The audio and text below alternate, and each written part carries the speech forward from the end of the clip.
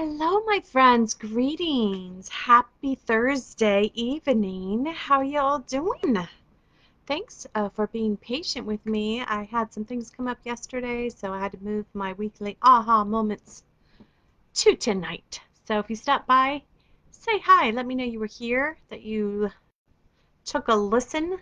Today I wanted to talk to you a little bit about what I titled this live tonight was sensory sensitivity, intuition, and or psychic. And the reason why why this topic came up is because I was actually my podcast this week. I was interviewing psychic empath, mystic, and healer Brandon Lapierre on my podcast this week. And so we were talking about all things, all things psychic. I think it's super interesting because I just Googled, like after we got done talking on, I think it was Tuesday, um, how many Americans report having what can be defined as a paranormal experience. And I wasn't surprised to find that it's like 2/3 of all of Americans have reported having what can be called a paranormal experience. And I just think of this as something outside of um, what we would call the objective or material world, that people are often um, accessing information um, outside of what have been, the conventional or normal channels.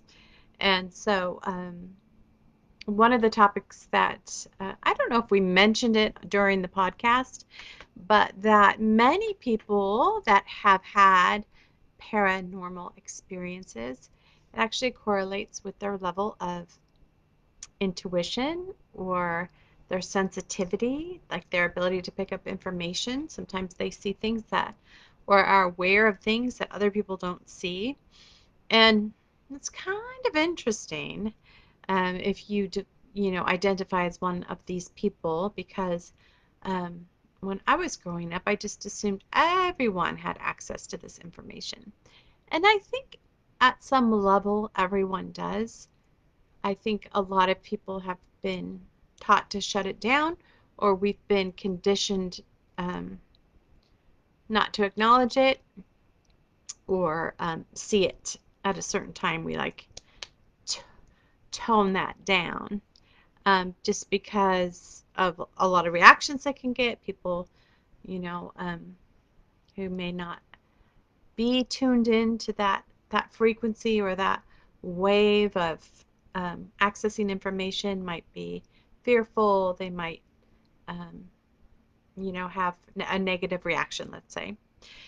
So, um, energy sensitivity, being sensitive to feeling other people's energy, knowing their emotions, is for me, and maybe you can relate to this, um, was a skill that I was probably born with, but also just living in an environment that I was highly attuned to energy. So it was the way that I could predict the room. I could make sure I was safe. I could make sure other people were safe. So um, I spent the first part of my life trying to explain this to people, um, and being invalidated, um, being totally shushed or ignored. And so after that happens a while, sometimes you can start questioning yourself, like maybe I just imagined that, or maybe I'm making that up. Um, so I wanted to talk to you about this because, I do energy readings. I do intuitive energy readings, and I also do um, energetic healings. And so it's always so fascinating to me that, it's like the more that I began to validate my own experience and actually um, get affirmation from people that were open, because not everybody's open. But I want to give you two examples. There was recently there was this one person I was doing a healing for, and she was like, I'm just, I just get so tired, from taking on everyone's energy around me. And we say these things, but we might not even be aware of what it means. And so, as I began to hone my own intuition and my psychic skills, um, it's you can actually observe where people are carrying around tons of information, energy that's not even theirs. And so, of course, it's exhausting. Of course, it's overwhelming. And that's why a lot of really sensory sensitive people like to spend time alone, um, because they haven't learned how to um, master or navigate their own energy. And so when they go out into like a place where there's a lot of people, um, automatically take on other people's energy, um, and that's exhausting. So um, I was speaking to her, and I was she's I was letting her know it's like, no, it's it's not your imagination. A lot of really intuitive people are going around holding space for other people, and that's, I guess, a survival mechanism in one way, because it creates belonging, like we're all in this together. And two, you can kind of hide, right? If you're taking on other people's energy, they can't necessarily see you because you're taking on their energy. So you create this automatic rapport by taking their energy on. And it's just kind of like unconscious, like, um, sense of like, please let me belong. If I take your energy, on, maybe you won't attack me, things like that. And so that was one conversation I had this week. And then I had another client earlier in this week, and I was doing a intuitive reading. And it's so funny because I see certain pictures, right? Because it's all in the field. And it's, it's, and before I get to that story, I just want to back up real quick and say, the whole idea of our present sense of what the self is and what consciousness is, that we're like individualized beings, and then we go out into the world, and then there's information out in the world, and then we can get that information, and then we can know about the world. um, it's just a really limited perspective, as multidimensional beings. um, that means we have access to lots of bandwidths of information, but our conventional or cultural, um, mainstream, um, like go-to, I guess, like the lowest common denominator has this one frequency. So in order to participate in this level of culture, you have to meet that level. And that's not necessarily true for people that have learned how to expand beyond that. But it's the idea that consciousness is a field, and it's actually, we're inside consciousness, and it's expressing through all of us, and that um, our experience is consciousness unfolding, and our experience, or our level of what we're experiencing, has to do with the frequency that we're functioning at. It's like, you've probably heard this analogy before, um, like a TV channel or like a radio station. It's like tune into one station to get certain like type of music, and then you tune into another station to get another type of music. And some people are really good at going like across the dial. And some people only think that there's one channel, so they're just listening to that one available broadcast or program, let's say. And so If anything, um, I think that there's a lot of fear around um, stepping outside of this cultural construct of what's available. And I think the fear is there because, well, for lots of reasons. It's like belonging to the group, the herd, um, that mindset. It ensures a level of safety, but it also ensures a level of restriction and lack of creativity and lack of variety and lack of imagination and self-expression and um, learning about yourself in new ways. Um, so why I mention this, like this level, this construct of the self that we've inherited through, the I guess it would be the Enlightenment philosophers. I think, therefore I am. This being a sensory sensitive or an intuitive or accessing your psychic nature is a different way of knowing, and it's not based on knowing the world through concepts, through the mind. That's only one way of knowing the world. We also can download information through impressions, pictures, feelings, sensory information that's coming in, and it comes in as like in a flash of intuition. It's often related to um, revelation. It's like direct knowing.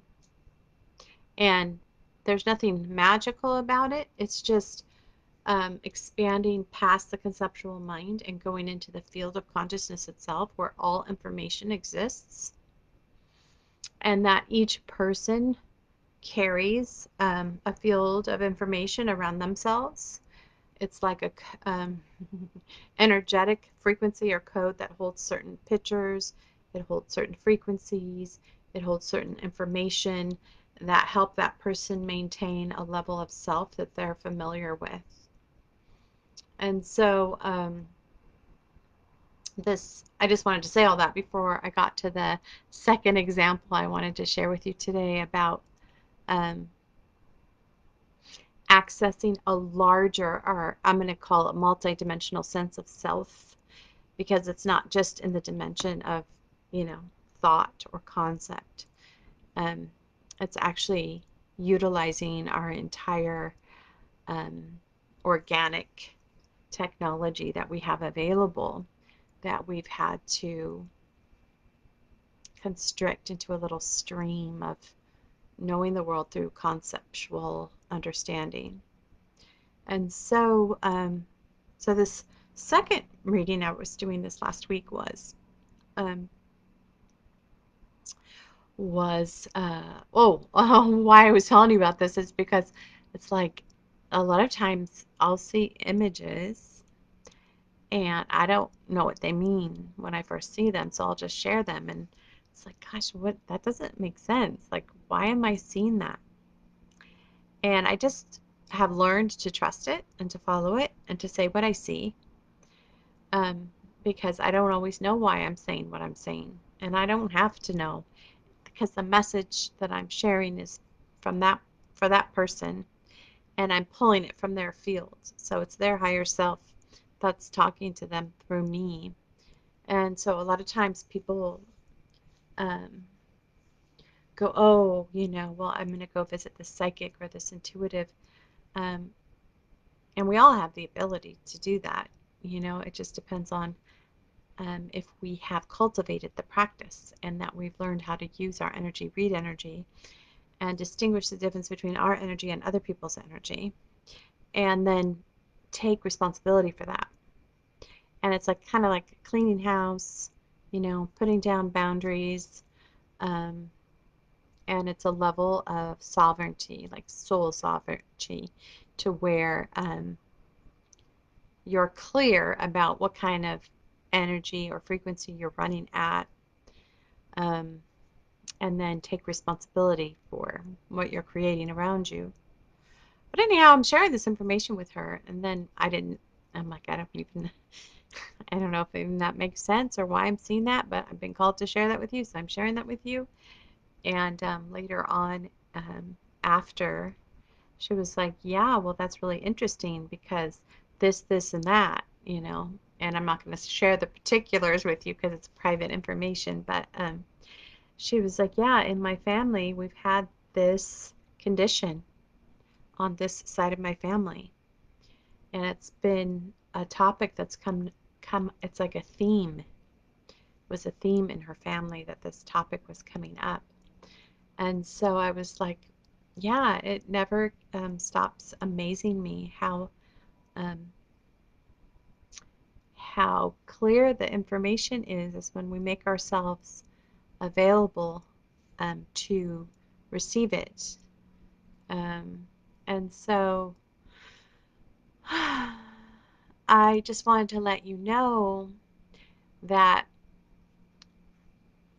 there's still, still a, a large apprehension of, this whole idea of trying to determine if paranormal experiences are actually real or not. And I would say, well, if you experience something and this conceptual world doesn't have an explanation for it, doesn't mean that it didn't happen or that it's not real. It's just that our world hasn't caught up with the actuality of the expansiveness of our capabilities. Like they don't have the ability to measure consciousness and what exactly it's doing. So they dumb it way down to what they have available. And that doesn't mean that there's not more. It's just that they haven't, um, the mainstream of our culture hasn't developed the vocabulary, the tools, the containers to speak about this in a way that's super helpful for people. Right now, it's still like out on the, what do they call that? Like the outskirts of mainstream society, and um, in that way, it's still seen as less than normal. It's paranormal, right? So I think it's definitely time to um, look at how we can bring this into the everyday language and vocabulary. And I think it's happening. I think it's happening more and more um, as we call in this new way of relating to the self and how we truly are constructed. And I think, all the breakthroughs in quantum physics, all that is, like, quanta means sum. And so quantum is the sum of everything.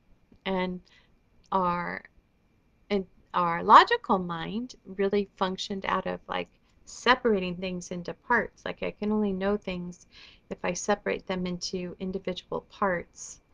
But then they get disconnected and it's like they're not rooted down in the origin of where they actually came from. So there's this disassociation and disconnection. So we had an interesting conversation this week on this topic, talking about the spirit world and specifically entities, and what they are and how they affect people. And we were talking about um, Watiko, which is the Native American term for the mind virus. And so, yeah, it's just a huge opportunity for awakening and a greater awareness of just all of the gifts and talents that each individual can wield if they um, give themselves permission. They access the tools and the practices to learn how to manage their own mental, it's not even mental, it's their organic um, energy. And so I invite you to check out the this week's podcast if you haven't yet, because we we cover many of the topics that I just shared with you tonight. So, I just wanted to come on and say that, and I think I'll close with was just saying that um, part of the discomfort, part of the dis-ease, part of the confusion, um, part of the negativity, the depression, the sadness, feeling out of control, maybe even feeling powerless sometimes. Um, like a lot of that stuff's not even yours, right? We pick it up from the people around us, from the world around us. And just like a radio station, we can tune into another frequency that's more in alignment with our nature and how we run our energy. So I was considering, let's say, doing like a little mini course on building your psychic tools. I don't know if that's something that you would be interested in finding out more about, but if it is, let me know and I'll see, what I can put together for people if you'd be interested in um, gaining some tools and some practices to start building your own, intuitive um, psychic abilities in a way that makes you feel confident and safe and it's also tons of fun. You know what I mean? It actually brings a whole layer of levity and playfulness to life that I really enjoy because I don't take things so serious because I have begun to see the construction of energy and how it's used, and the people that aren't aware of how it's used end up taking on a lot of things that are distracting. So, yeah. So I think that's where all I wanted to share today, and I think I'll leave it there. Um, so let me know if you heard something that you're interested in finding out more about today. And until I see you next time, please take care of yourself. I wrote a little wish for you today. I posted on my Mind Heart Space Facebook page. If you haven't read it, um, I'm going to read it to you right now. How's that? If I can find it, that's the only thing. I don't know where I put it, and I can't get to. Maybe this is it. No, that's not it. Sorry. Um, Maybe it is it. All right. I don't know. It might be a little bit of a different version. Yeah, I don't think I have the version that I posted today. But you can check it out. It should be just below this live on my Mind Heart Space Facebook page. All right, my dears, take care. Happy International Peace Day. I think it's today. And happy fall equinox. That is tomorrow. So it's the time where the lights and the dark of the year are equal amounts, I believe. Yeah. And as we get to enter into the fall season, this year's been going fast. It's already September, almost October. We're hitting the end, we're entering into the fall and soon to be winter. Not that I'm trying to push anything or speed anything up. I'm not, just noticing. So let me know what you're up to. Let me know if you stop by, say hi, leave an emoji, leave a comment. I'm so happy to hear from you. All right. Talk to you later. Bye.